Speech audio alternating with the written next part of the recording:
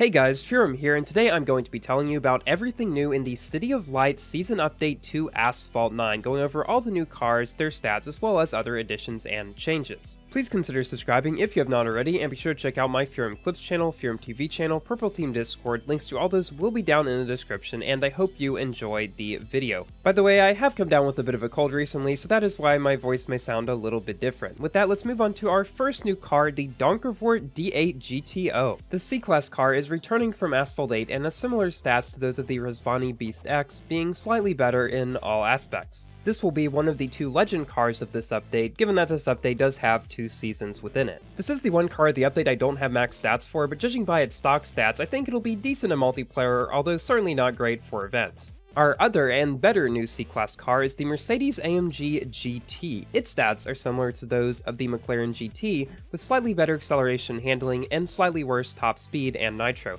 You'll be able to get this car in a Grand Prix.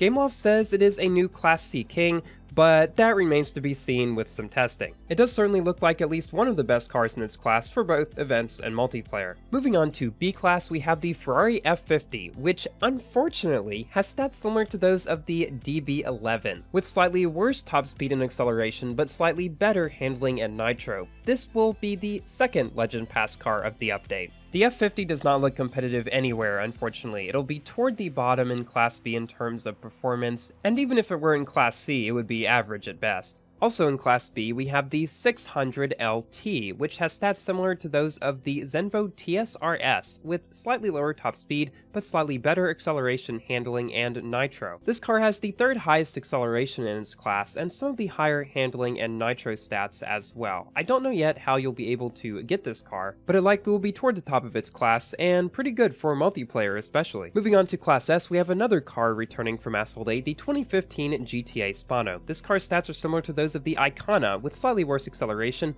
but slightly better top speed handling and nitro. This car will be obtainable in a special event, which will require a Legend Pass car to be completed, although you will be able to progress some without it. This is one I wouldn't recommend spending a bunch on, since it really just looks like an Icona clone for the most part. And finally, our last new car of the update, the Torino Design Supersport. This car's stats are similar to those of the Cento Dieci, with slightly better top speed, but slightly worse in the other stats. This car will also be obtainable in a special event, which requires a Legend Pass car to complete, so that means you will have to spend real money in order to get 4 of the 6 new cars of this update. The Torino may be okay for multiplayer, but probably not much else. There's also a new recurring event type called the Road Test. You'll be able to use and upgrade a loaned version of the car throughout the event, then you'll be able to gain blueprints and unlock and star up your own version of the car. Even though the event is recurrent, the progress will be reset each time. The Faraday Future, the secret car of last update, will be the first one to be used. Some other additions and changes include the new Paris track, which I have made a dedicated video about, and it will be added to the track rotation for MP1 for the first half of this update, along with New York. The Asphalt series will be coming back,